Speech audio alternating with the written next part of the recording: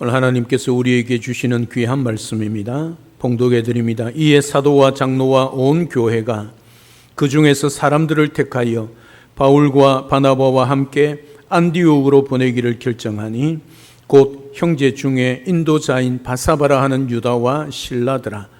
그 편에 편지를 붙여 이르되 사도와 장로된 형제들은 안디옥과 수리아와 길르기아에 있는 이방인 형제들에게 문안하노라. 그런즉 우리 가운데서 어떤 사람들이 우리의 지시도 없이 나가서 말로 너희를 괴롭게 하고 마음을 혼란하게 한다 하기로 사람을 택하여 우리 주 예수 그리스도의 이름을 위하여 생명을 아끼지 아니하는 자인 우리가 사랑하는 바나바와 바울과 함께 너희에게 보내기를 만장일치로 결정하였노라. 그리하여 유다와 실라를 보내니 그들도 이 일을 말로 전하리라. 성령과 우리는 이 요긴한 것들의 외에는 아무 짐도 너희에게 지우지 아니하는 것이 옳은 줄 알았노니 우상의 제물과 피와 목매어 죽인 것과 음행을 멀리할지니라. 이에 스스로 삼가면 잘 되리라. 평안함을 원하노라 하였더라. 아멘. 우리는 지금 참으로 피곤한 시대를 살고 있습니다. 세상은 온통 내가 맞고 너는 틀렸다, 그런 목소리로 가득 차 있습니다.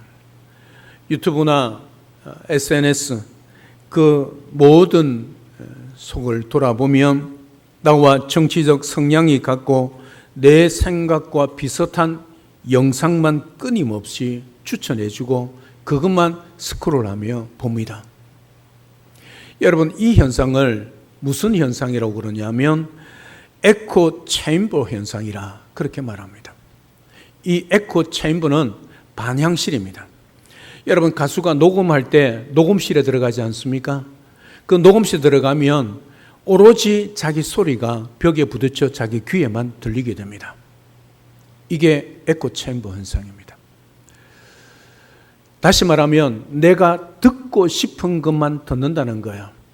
내 뇌가 내가 동의하지 않고 내 마음에 맞지 않는 사상이나 그 모든 이야기나 그런 영상이 들리면 당장 스트레스를 받게 됩니다. 그래서 그것을 거부하죠. 내 사상에, 내 말에, 내 생각에 내가 가지고 있는 그 지식에 동의하는 그런 글이나 그런 영상은 스트레스가 아니라 내 마음을 시원케 하는 거지요. 그러니까 그런 사람들 것만 보게 되는 거지요. 이게 내 생각에 나를 가두는 거지요. 그런 사람끼리 모이니까 당연히 말이 잘 통할 수밖에 없는 거지요. 그렇게 서로 자기 생각들을 주고받는 공동체, 이걸 에코 체인버 현상입니다. 이걸 다른 식으로 표현하면 우물안 개구리지요. 자기 생각하는 그 사고에 갇혀서 자기가 생각하는 그 시각 안에 바라보는, 갇혀있는 사람들이죠. 그래서 자기와 생각을 달리하고 그리고 내 말과 통하지 않으면 그 사람은 멀리할 사람이 아니라 적폐요, 혐오 대상이요, 죽여야 할 대상인 거죠. 그래서 지금 심각한 상황 속에 서로를 반목하고 나누어지고 분열되어지는 갈등 속에 있는 민족을 바라보게 되는 거지요. 마음 아픈 것은 이러한 세상의 분열과 갈등이 우리가 사는 공동체 안에 들어와 있다는 사실이죠. 부모와 자녀 간에 누가 고집이 더 센가 줄다리기로 하는 가정들도 있습니다. 직장에서는 내 기획안과 내 방식이 채택되지 않으면 심한 모멸감을 느끼고 분노하며 때려치우고 나오는 것이죠. 사랑 여러분, 지금 여러분의 삶 속에 이러한 갈등들이 있지 않습니까? 오늘 선포되는 말씀을 통해 성령님의 인도하심에 온전히 순종하는 그런 복된 우리 모두가 되어서 갈등이 아니고 분열이 아니라 모두와 함께 하나 되어 사랑을 나누고 화목하며 평안을 누려가는 그런 공동체로 세워가는 우리 모두가 될 수 있기를 주님의 이름으로 축복합니다. 우리가 성령님의 뜻에 순종하여 갈등을 해결하려면 첫째, 우리가 가장 먼저 해결해야 할 것은 바로 나의 정답을 십자가 앞에 내려놓는 것입니다. 오늘 22절에 이렇게 기록합니다.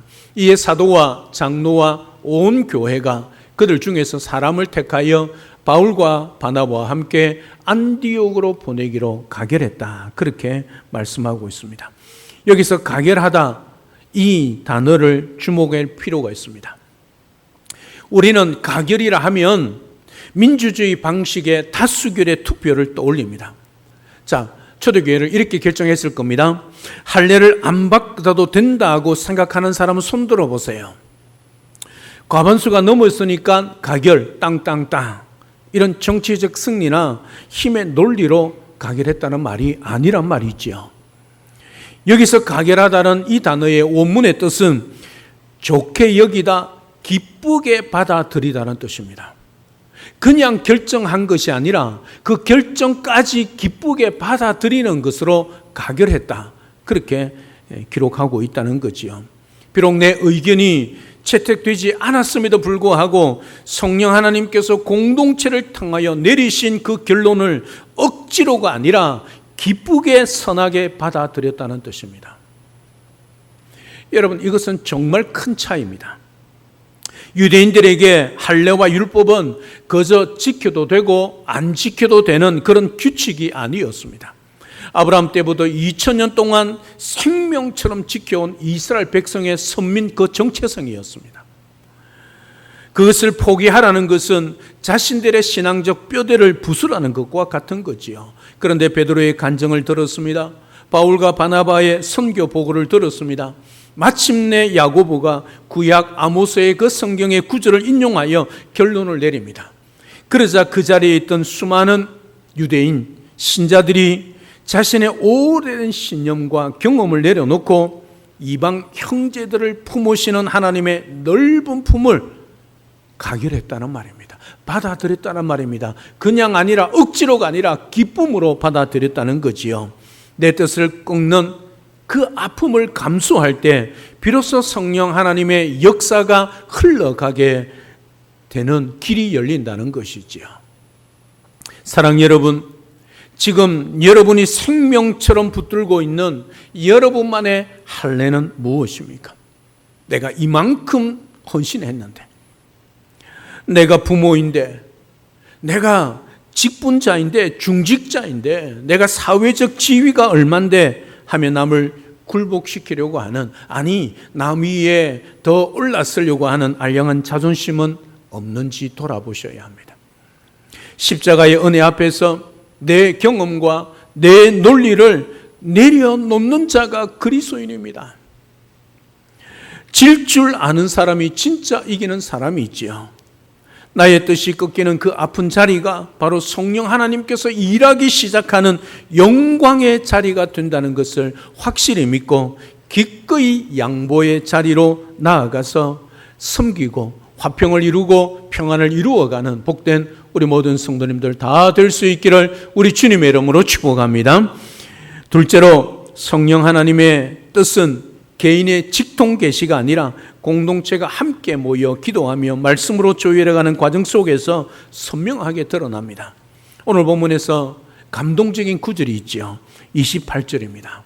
오늘 이렇게 기록합니다. 성령과 우리는 이것들 외에는 아무 짐도 너희에게 지우지 아니하는 것이 옳은 줄 알았노다. 그렇게 말씀합니다. 이 얼마나 놀라운 선언입니까? 사도 바울, 위대한 하나님의 이방인 사도 아닙니까? 베드로 초대교회에 설립했다 해도 관이 아닌 예수님의 수제자 사도였습니다. 영적 거장들 아닙니까? 그들이 어젯밤에 내가 철야기도 했는데 성령 하나님께서 내게 환상으로 이렇게 말씀해 주셨다, 그렇게 독단적으로 선포하지 않았습니다. 그들은 치열하게 토론했고 말씀을 연구했습니다. 그리고 서로의 의견을 경청한 끝에 결론을 향해 성령과 우리는 이라고 고백하고 있습니다.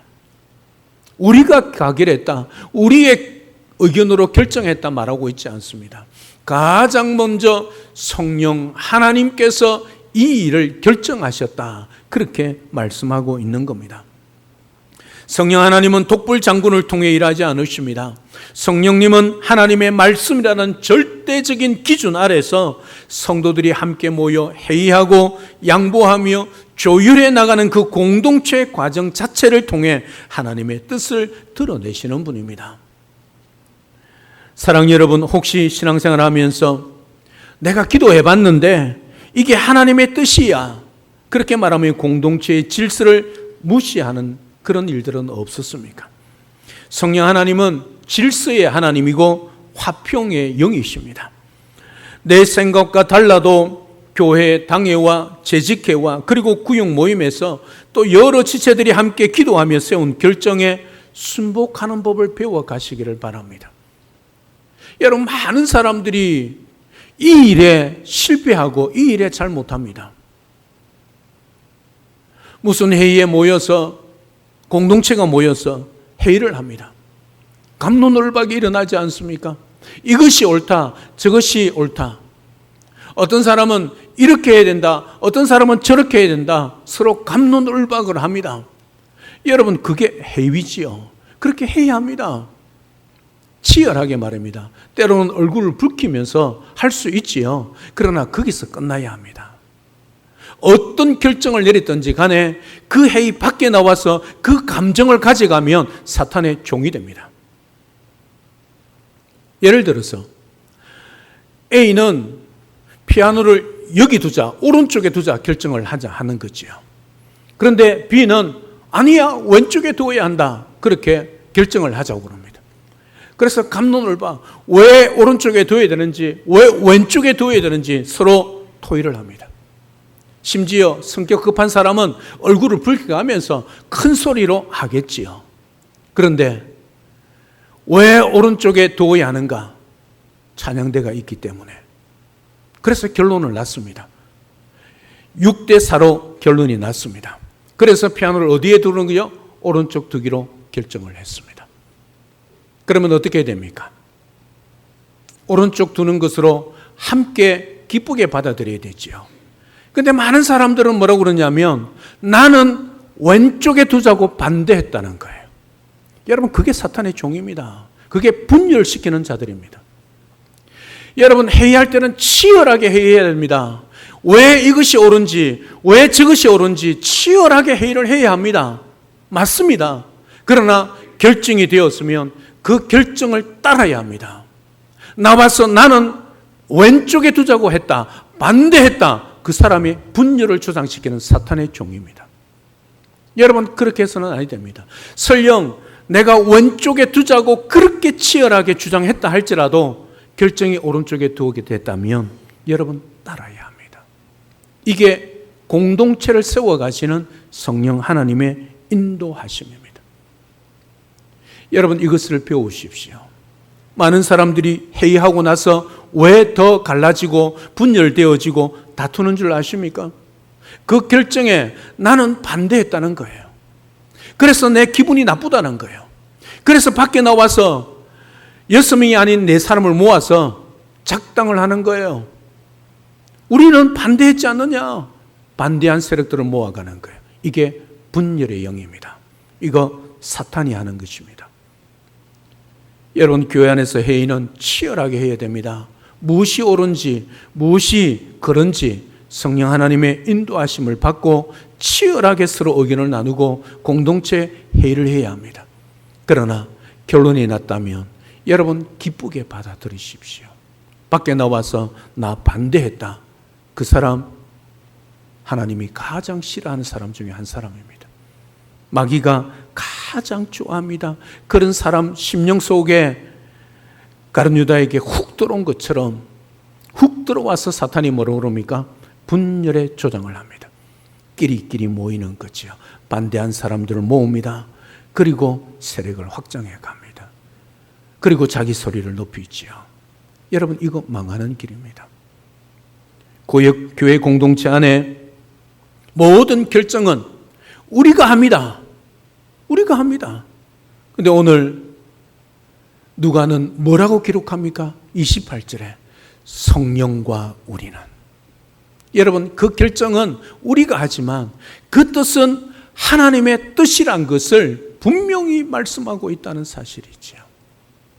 교회 안에 결정되는 그 모든 것들, 당회, 재직회, 구역 모임, 공동회, 그 어떤 공동체 가운데 결정되어지는 그 모든 것은 우리가 치열하게 의논하고 치열하게 토론한 결과로 결정되어지지만 그 뜻은 성령 하나님의 뜻이란 사실을 우리는 분명히 기억해야 합니다. 그리하지 않으면 우리가 결정했다 하면 분열이 일어날 수밖에 없는 거지요. 오늘 초대교회는 어떻게 결정하느냐 하면 성령과 우리는, 이게 정답이란 것 기억하십시오. 아무리 회의가 어떤 결론으로 난다 할지라도 내가 지지하는 쪽으로 결론 나든 내가 반대하는 쪽으로 결론 나든 상관없이 내 마음과 내 생각과 내 기준에 상관없이 결정이 났다면 따르십시오. 성령과 우리가 결정한 것입니다. 따라서 기쁘게 가결해야 합니다. 가결하다는 어떤 뜻이라고요? 기쁘게 받아들였다는 뜻입니다. 내가 설령 반대했다 할지라도 찬성하는 쪽으로 결정이 났다면 여러분 기쁘게 받으십시오. 그리고 함께 하십시오. 그게 공동체를 세우고 살려가는 방법입니다. 홀로 신앙의 독단에서 벗어나 성령과 우리가 함께 결정했습니다라는 이 아름다운 연합의 고백이 여러분의 공동체 안에, 우리 교회 안에 늘 풍성하게 이루어지기를 우리 주님의 이름으로 축복합니다. 마지막 세 번째는 성령에 충만하여 순종하는 삶은 결국 나를 향해서는 엄격하되 타인을 향해서는 한없이 관용을 베푸는 삶입니다. 29절을 보면 공회에는 이방인들에게 율법의 멍에를 다 벗겨주면서도 네 가지 가드라인을 보여줍니다. 우상의 제물과 피와 목매인 죽인 것과 음행을 멀리할지니라, 이렇게 말하고 있습니다. 왜 하필 이 네 가지일까요? 구약성경 레위기 17장 18장에 나오는 말씀입니다. 이스라엘 백성들 틈에 섞여 사는 이방인 거류민들이 지켜야 할 규칙들이 나와 있는 것이지요.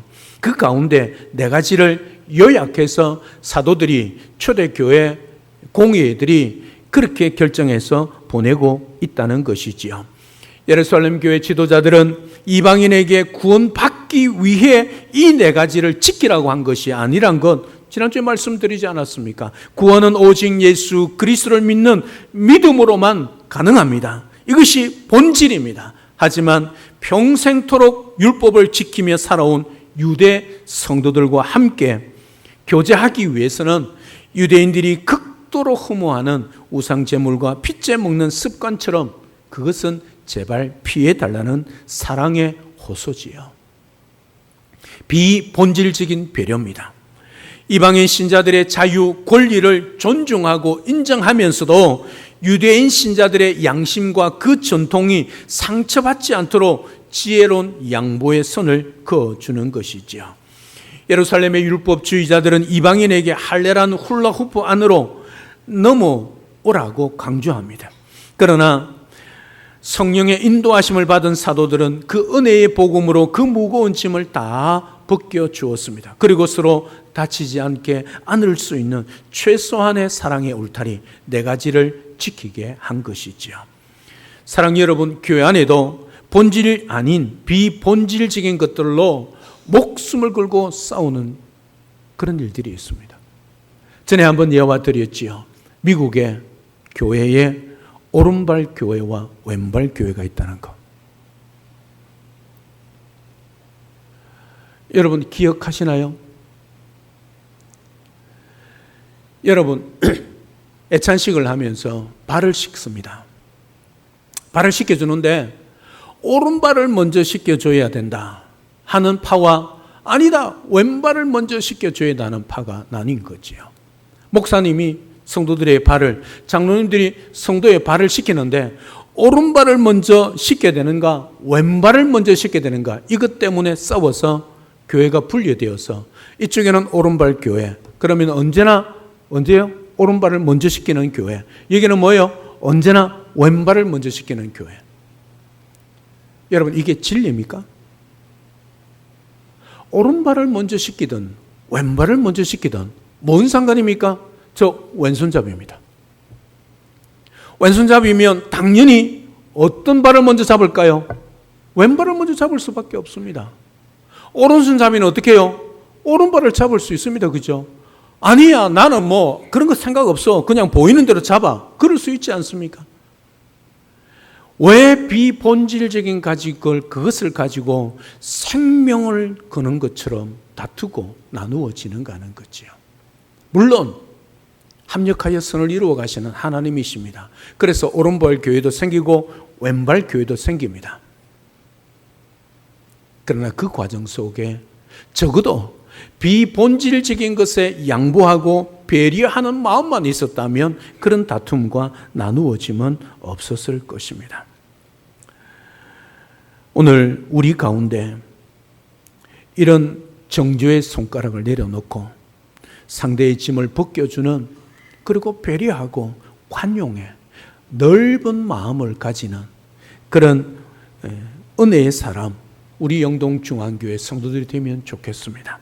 나와 다른 삶의 방식을 가진 그 성도들을 그리스도의 사랑으로 넉넉히 품어 안을 수 있는 주님의 마음 같은 넓은 마음, 그런 우리 모든 성도님들 다 될 수 있기를 우리 주님의 이름으로 축복합니다. 말씀을 맺습니다.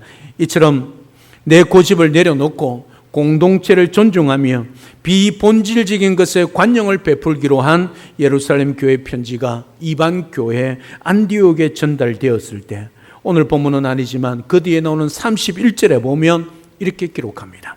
읽고 그 위로한 말을 기뻐하더라.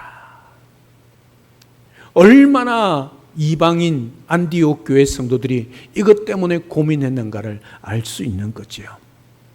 그 편지를 받고 그 편지를 들려주는 것을 읽고 그 말을 듣는 순간에 기뻐했다. 그렇게 말하고 있는 거지요. 공동체가 회복되었다는 말입니다.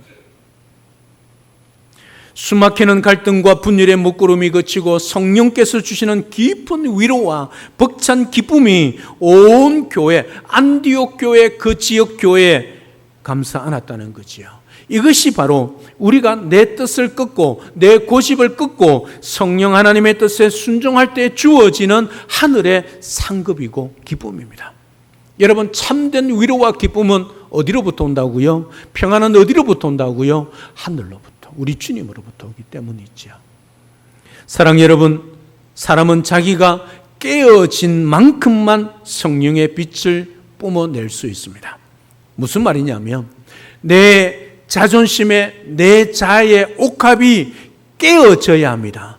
깨어질 때에 그 깨어진 틈을 통해서 우리 속에 있는 성령 하나님이, 우리 안에 있는 성령 하나님이 그 빛이 그 깨어진 틈을 향하여 비추어져 나오는 겁니다. 우리의 자아가, 우리의 자존심이 깨어지지 않으면 우리 속에 성령 하나님의 그 거룩한 빛이 비추어 나올 수 없다는 거죠. 오늘 또 내 자존심, 내 자아의 옥합을 깨뜨리시기를 바랍니다. 우리 교회와 여러분의 가정에 그리하여 그리스도의 아름다운 향기가 진동하는 그런 역사들을 일으켜가는 우리가 되면 좋겠습니다. 남을 굴복시켜 얻는 싸구려 승리감이 아니라 나를 십자가에 못 박아 공동체를 살려내는 진짜 성령 하나님의 사람, 십자가의 사람, 우리 모두가 될 수 있기를 주님의 이름으로 축복합니다. 이번 한 주간 내 뜻을 온전히 꺾어 성령 하나님의 뜻에 순종하는 삶을 통해 여러분이 밟는 가정과 일터와 이 교회 위에, 이 초대교회의 그 벅찬 위로와 기쁨이 가득하는, 그래서 우리의 삶을 통해 우리 속에 있는 성령 하나님의 능력이 세상 속에 비추어지는 거룩한 깨뜨려진 옥합, 우리 모두가 되어서 세상과 사람을 밝히고 살려내는 그런 복된 삶을 살아내기를 우리 주 예수 그리스도로 축복합니다. 할렐루야, 아멘. 살아계신 하나님, 오늘도 귀한 말씀을 주셔서 감사합니다. 내가 맞다고 주장하며 형제의 마음에 상처를 입히고 갈등을 부추겨 또 공동체를 아프게 한 우리의 영적 교만과 완악함을 이 시간 회개합니다.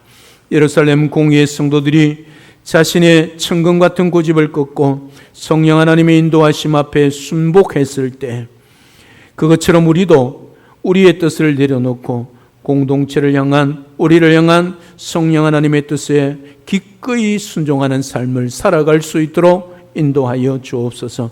본질에는 생명처럼 목숨을 걸고 지키고, 비본질에는 십자가의 사랑으로 관용하며 배려하며 또 위로하고 격려하며 살아가게 하옵소서.